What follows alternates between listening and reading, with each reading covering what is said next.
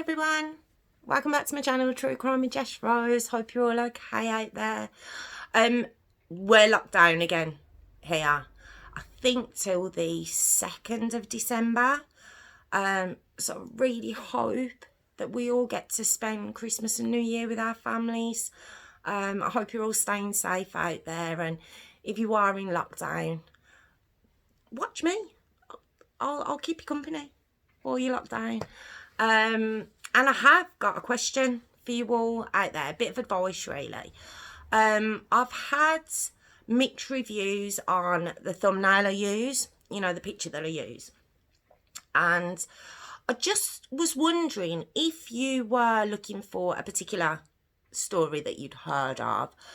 You know, if you're watching this, obviously you are interested in true crime. So if you're looking online for a story and you scroll through and you see different YouTube creators that have put the stories up, does my picture stand out to you, or do you think something a little bit more without the hole and sunglasses and everything, do you think that would be more appealing, just a more natural picture of myself? I'm just asking your advice because I really want to get to that 1,000 subscribers so I can start doing live videos. And yeah, I'm just wondering if that would help. So thank you to my new subscribers, and if you've got any suggestions, I'd appreciate it. Obviously pop a comment in the box, and yeah, just curious to know what you think, and if I should just change it up a little bit. And yeah, we're gonna talk this week. It's a show that I've done before. It's Faking It Tears of a Crime. It's the one where they have the 3 professionals on there that look at people's body language, obviously how they speak. So it's a linguistics expert, and then a profile. You know, she looks at people's profiles and their history and stuff. It's a really interesting program, and as I was saying last week, we have series 4, so I was very excited about that. And on this series, it goes back to a really old story, but I think because it's still now, even now in the public eye, that's why they've looked at it. And it's the story of Jeremy Bamber. Now, I knew that name. I just didn't know the details of why I knew the name. And, oh, it's just horrific. It's just awful. And I'm going to share it with you. And for this story, we'll go back to 1985. So, really old story. Really, really old. But it doesn't make it any... It's just, even though it goes back 35 years... it's just still as horrific hearing it now. It's like, oh my God. Now, Jeremy Bamber is obviously part of the Bamber family. And within that family, there's Neville and June Bamber. And they adopted, as very young children, Sheila. And I think it was 4 years later, they adopted Jeremy. And where they live in Essex. Now, in the UK, we've got a show called The Only Way is Essex, and it's kind of showing a young group of people in an affluent part of Essex, and, you know, their daily dramas and their life, and, you know, it's a very loved reality show here. But where this was in Essex, it wasn't that kind of busy part of Essex, that city part. It's very rural. And where they lived was White House Farm. And you do see it on the show, and it's got a private road, and it is literally in the middle of nowhere. It's it's just farmland, very quiet. If you were very young kids, it'd be amazing. But I suppose as you grew into a teenager, as Jeremy and Sheila did, as they grew into their teenagers, it's just very secluded, very isolated. So Sheila, at a young age, she left to go into London to pursue her dreams of being a model, and she really is stunning, was stunning. Gorgeous looking woman. And while she was there, she got married. She had 2 twin boys, Nicholas and Daniel, gorgeous looking little boys. But the marriage didn't work out and she came home. Now, Sheila had a history of severe mental health issues. And she was diagnosed schizophrenic, Sheila was. She was very paranoid. She'd get agitated easily. And she'd been in and out of psychiatric hospitals. So from what I can tell, I would take that Neville and June took a really active role in the boys' lives, Daniel and Nicholas. And when she was home, Sheila was heavily on a lot of medication. And then, so we come up to the date, the 7th of August, 1985. Now, in the early hours of the morning, the police get a call from Jeremy Bamber, who's not at home, but he's received a call from his dad saying that, quote, Sheila's going mad, and the phone's been put down on him, so he's panicked.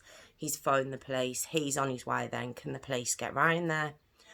So there's a sergeant on the show who was the first police officer on the scene, along with 2 others. So 3 went out there.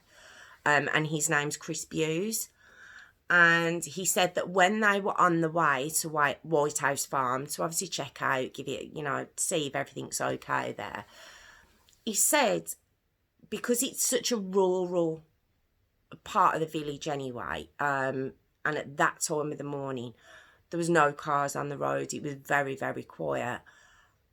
But as they're driving along, they come across a small white Vauxhall driving very, very slow. And because they're on the way to the farm, they kind of overtake the car. But he says he does remember saying, that car goes any slower, or the driver goes any slower, he'll stop. And doesn't think any more of it. And they carry on to the farm. So when they get there, they have a look round. Outside, it's all very quiet. It's very dark. Looks like early hours of the morning, so you would assume everyone's asleep. And not long after they get there, what pulls into the drive? A small white Vauxhall. And Jeremy Bamber gets out of the Vauxhall. Now, Jeremy's 24 at this point. So he's quite young. He's quite a handsome lad. And, he just says again, my dad phoned, my sister's going nuts. And I think he actually says, quote, my sister is a nutter.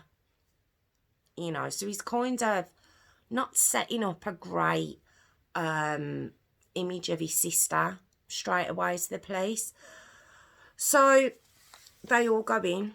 They all go into the home and they're greeted with just the most awful, awful scene. And basically Neville and June Bamber have been shot in their beds. Daniel and Nicholas, they're 6, remember, the twins, they're shot in their bed. Ugh. And Sheila has shot herself. So on first viewing, plus with what Jeremy said, don't forget Jeremy wasn't in the home. They seen him, he wasn't there. They passed him on the way. So it all goes straight to Sheila. It looks like a murder-suicide. But Chris Buse did say it niggled him. It niggled at him. Why was Jeremy driving so slow that night? Now, if that was anyone else and you'd had that call from your dad saying something like that and panicking, and then the phone being put down, you would fly there. You'd want to get there before the police. Why would you be driving so slow? But like I said, this is what was released at first. It was a murder-suicide. It was the whole town was just grieving. You know, this family, you know, Neville and June were very well respected within the community. It was a tragedy, and it made the papers, it made the news. You know, Sheila was dragged over the coals in the newspapers. You know, schizophrenic kills her family, kills her own kids. You know, you can imagine the stories that went out. Now, on the 16th of August 1985, which is, I think, 9 days after, they hold the funerals for the adults. Nicholas and Daniel were, their funeral was held after, but the 3 adults, Neville, June and Sheila, were all buried on the 16th of August. And the news was there, the papers were there, which I think's just, could you imagine how that was for how invasive that was for the family? But it had exploded into such a huge story that, yeah, you know, they were all there trying to get pictures. And, of course, Jeremy's the main one they wanted pictures of. And you see him get out of the funeral car looking every bit the heartbroken son, brother, uncle, you know, with his girlfriend, Julie Mugford. And he's kind of holding his face.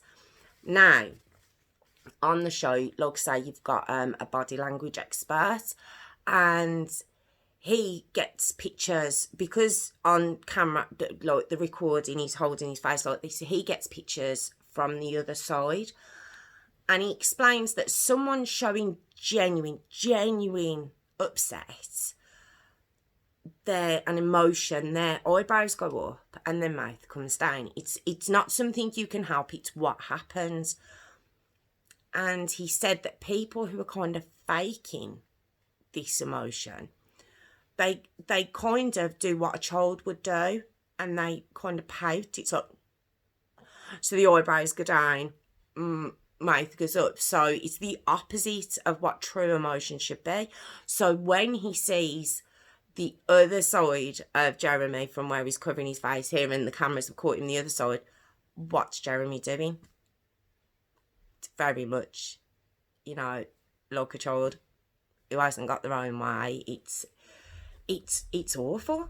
To see, you know, not that as a normal layman that you would notice that, but obviously once the professionals point out how true emotion should look, and you see this, you're like, oh my God, like real poor acting kind of thing. And his behaviour was raising suspicions, like when he put on all this show, but then when they come out of the service and go to the cars to go to the crematorium, apparently he's cracking jokes, quite smutty jokes in the cars, and, you know, not really, you know, coming away from that heartbroken family member to just being really inappropriate.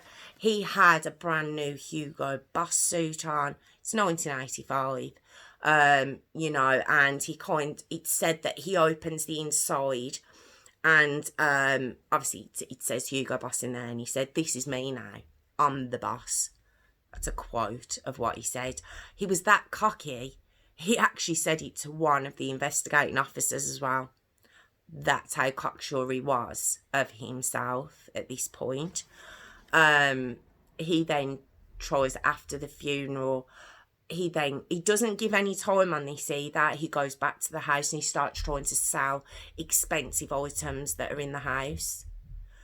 You know, I think the most disgusting part of it for me, whether he'd been involved or not, he then tries to sell. Remember I said his sister Sheila had gone to London to you know, pursue her dreams of being a model. She really was a stunning girl. He tries to sell topless pictures of her to the tabloids for £20,000. Now, obviously he wasn't successful, and maybe even they found that in real poor taste, or they just didn't want to pay him the 20 grand. I don't know, but how vile is that? I couldn't, I find really hard to get my head around, to be honest, that he was that brazen. Now, although out in the public, they believed this had been a tragedy, and, you know, it was a murder-suicide, and that was how it was perceived to the public. But relatives of the Bamber family, you know, close relatives, weren't having it at all. They did not believe Sheila had done this at all. They said, yes, she was diagnosed schizophrenic. Yes, you know, she'd had mental health issues, but she wasn't a violent person. Plus, she was very petite. She was very small-framed. You know, they just found it very hard to believe that she'd gone with this massive rifle. You see a picture of it.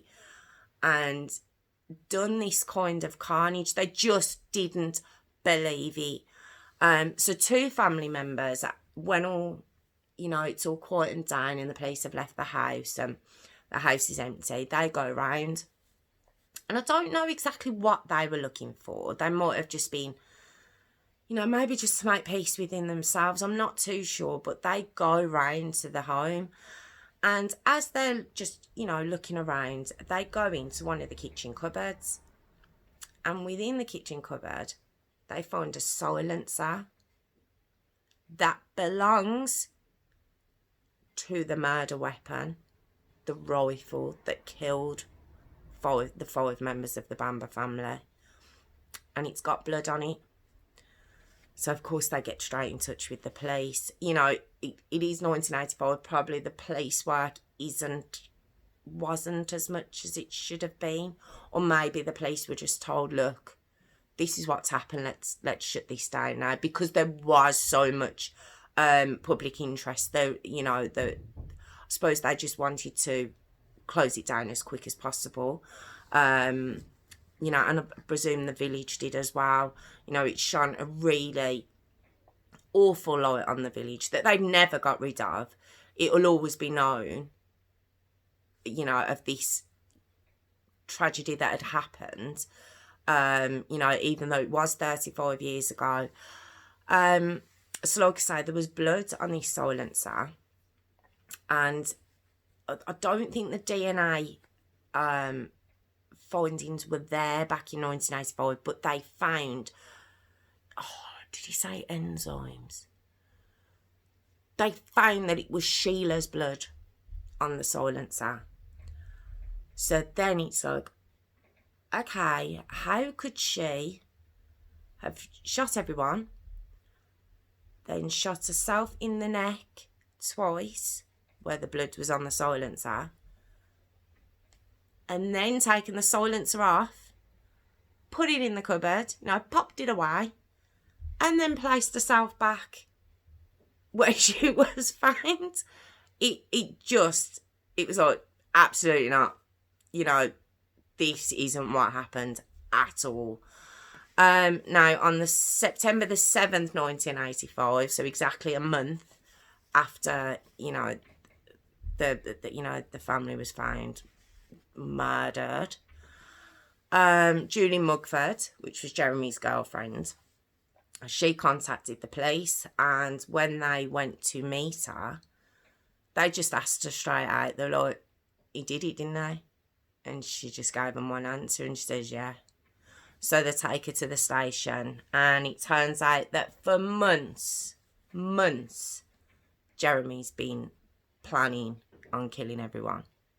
You know, the fact that his sister had such documented mental illness, you know, and the fact that she'd not long been in a psychiatric facility, it just wrapped it all up lovely in a bow for him. You know, he wanted his inheritance. He was 24. He wanted money. He wanted his freedom. And this was how he thought he could. I mean, just those 2 little boys, you know. You've seen a picture of them. They were just angelic. They were just gorgeous little boys. They were 6 in their beds. His parents were in their bed sheet. It's just such an awful, just for money. All for money. They probably would have given him anything he wanted anyway. October 1986. So where are we? It's gone a year now, so they've obviously been getting all the evidence that together. Jeremy goes on trial, but he pleads not guilty. You know, nothing to do with me. It was Sheila that did it. You know, I wasn't there. My dad phoned me. You know, he was the one that told me Sheila was losing her mind to get round there. And that was the case he put forward. But the jury couldn't come to a, you know, when all of them have to agree. So the judge sent them back in to deliberate and says, you know, we can agree to a majority verdict. But it had to be 10. I think 10 people had to agree one way or another. And so they come back out and they've got a majority verdict, and he asked them, you know, do 10 or more of you agree? And they say yes. And Jeremy's found guilty. And like I say, this is October 1986. And he was given a minimum of 25 years. Now he was 20. He'd have been 25 then, so he'd have been 50 coming out in 2011. Jeremy Bamber's still in prison.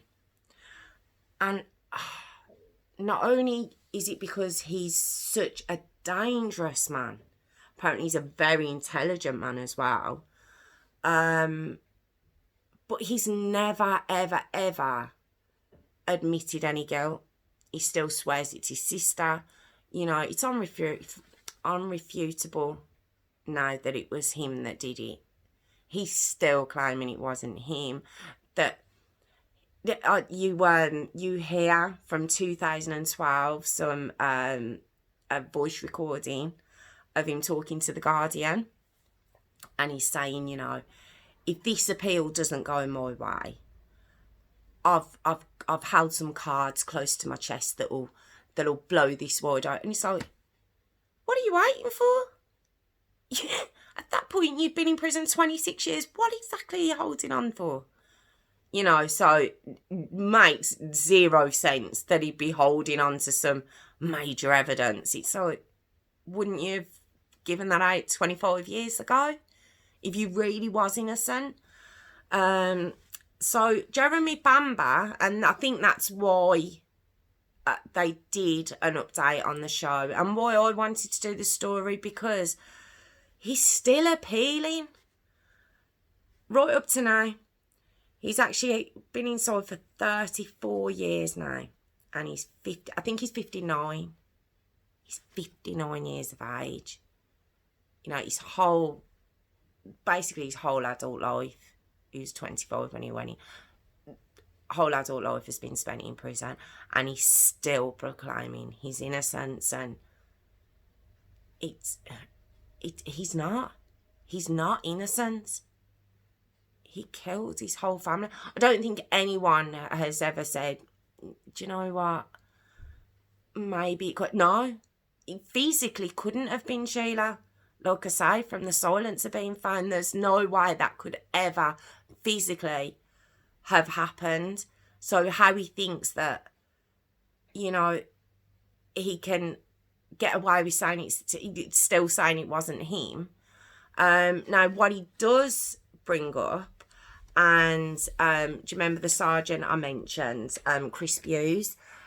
He says that on the night when they drove up, and then when Jeremy drove up, that he kind of thought, and he did voice his opinion, that he saw someone walking around upstairs, which would suggest that it couldn't have been Sheila, but it could suggest that there was someone else involved, which is what Jeremy, if it wasn't Sheila, it's what Jeremy's kind of saying. If it wasn't my sister, then it was somebody else. But what he did after the fact, he went back, or was it the same night? He said what happened was he'd looked up and he moved and come back. And what he'd actually seen was the reflection of the moon, like looking dark and then looking light, which with, you know, it does happen. You know, if the moon catches a wind or a certain way, you'll look and you'll be like, is that something? It would be a reflection of a tree or, you know, something moving from the wind. So it's very easily done. And the sergeant says, I know exactly what it was. And there was no one stood in that window. There was no one walking past the window. It was just me, that it had caught my eye. And, you know, straight after I was like, no, actually, it was the moon. It was a reflection. So, you know, if that's all he was ever hanging on to, then that's been refuted. You know, irrefutable evidence. So it's been refuted. Is that, you know what I mean? So, yeah, so Jeremy Bamber, it's said that they don't think he'll ever get out. I mean, he's nearly 60 now. Because anyone capable at such a young age of doing something so horrific to the parents that had given him that second chance when they adopted him. You know, he was adopted for a reason. You know, to the sister that needed, by the signs of it, needed support and needed care and needed the love of a brother. You know, even though he was younger, there was only 4 years between them. You know, she was only petite. He was much bigger than she was. You know, he could have been there, could have protected her. And his 2 nephews. That's that stomach drop in this story. It's just, what kind of mentality have you got to be able to shoot 2 sleeping children? Yeah, just, it blows my brain. These stories always blow my brain, that someone has got that much just a venom in them to do that, or just non-caring. It was all about the money. You know, it wasn't even, I suppose it wasn't even venom, it wasn't even anger. I haven't heard that he was angry at his parents or his sister, and certainly his nephew. It was just, he wanted the money. He wanted rid. He wanted to eradicate them and just have everything. Just awful story, awful story. So if you had heard of Jeremy Bamber, that's why. Because even though it goes back 35 years, it's still disgusting today as it was then. Just horrific, horrific story. So thank you so much for joining me again. I really appreciate it. And yeah, if you, like I said at the beginning, if you do think maybe I should just put a different thumbnail, or maybe a bit more of a natural thumbnail, I'd really appreciate your opinion on that. Let me know. And yeah, I'll be back again soon. And thank you so much again for joining me. Stay safe, everyone. Thank you very much. Thank you.